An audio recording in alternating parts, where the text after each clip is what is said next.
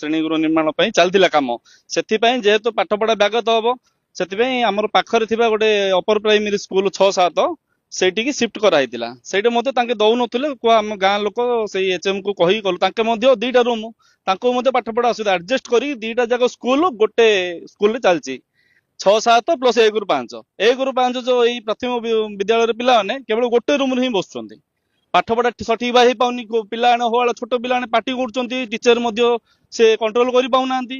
ତ ଇତିମଧ୍ୟରେ ଆମେ ଆମର ସ୍ଥାନୀୟ ସରପଞ୍ଚ ମହୋଦୟଙ୍କୁ ବାରମ୍ବାର ଆମେ ଜଣେଇଥିଲୁ ଯେ ଏମିତି ଏମିତି ଅବ୍ୟବସ୍ଥିତ ହଉଛି ପାଠ।